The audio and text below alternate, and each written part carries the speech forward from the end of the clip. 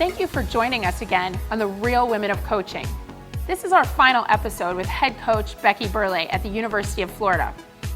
One of the most difficult challenges for coaches, a head coach in particular, is having to manage the assistant coaches. Let's see what Becky has to say about how she manages her coaches. Well, I think that selecting a good staff to surround yourself with is probably the most important thing you can do, especially at the beginning of your program. And it's not an easy job. The most important part of that is knowing yourself, because I need to know what I'm good at and what my weaknesses are before I can choose anyone else to complement those. I've always felt that I want to choose people who do not mirror the same strengths. But human nature is you relate more to the people who are more like you. So you have to sort of fight that instinct to hire people who are like you and really know yourself well enough to know what you need. So that's, I think for me, step number one is trying to find the people who fill the gaps in what I like to do or don't like to do, more likely what I don't like to do. And that way, I think the natural lead into that is when you have a staff that's different from you, everybody likes to do different things. So I'll give you an example on our staff. One of my assistant coaches, before he became a soccer coach, he was an accountant. So he deals with our budget, he deals with scholarship, he deals with the camps and paperwork and all that kind of stuff. That would be the last thing that I would want to spend time doing. It's not interesting to me, it's tedious, I'm not good at it, I don't like it at all. He loves it, you know, he really gets into it and enjoys it. And I think now I have somebody not only doing something that I don't want to do, but someone who really enjoys doing that.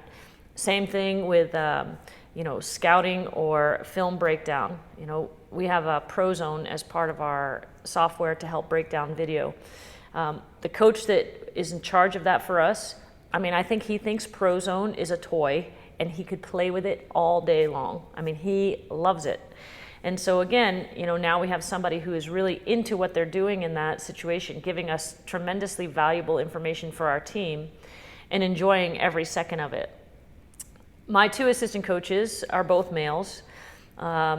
Sometimes, when it comes to team management issues, I will tell them, just think of how you would want to be treated and then do the exact opposite, because they sometimes don't see the issues the same way. So when it comes to team management issues, if one of those team management issues walks through their door, I'll just say to them, hey, send them down to me. It's not a problem. I'm happy to deal with that, and I enjoy dealing with that. So again, now I'm doing something that I like doing, and they're totally getting that off their plate, and they don't want to do it. So from my perspective, the way that we've divided up jobs is more about who likes doing certain things. And this year, for the first time, we've actually, this sounds a little cheesy, but I think I really like it so far. We've divided into an offensive coordinator and a defensive coordinator, which I know sounds really footballish, but it's been great in the sense that I think I have two very experienced assistant coaches, and then as myself being an experienced head coach, it's almost like we have three head coaches. But the players don't need to hear three voices all the time on the same issues.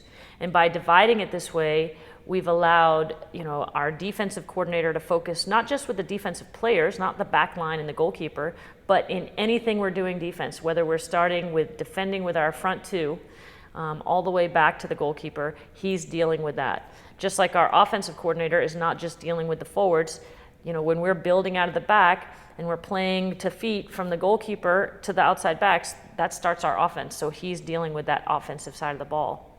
And it's really given the players kind of a point person to go to for their particular issues. And it's given us the ability, it gives me the ability to oversee both of it, but it also gives the players not to hear so many voices all the time. They hear, if they have a defensive question, they go to one coach. If they have an offensive question, they go to the other coach. And I think there's much more clarity in that. And I think in terms of managing a staff, that just comes down to people skills and you treating people the way that you would want to be treated. Both of my staff members are older than I am.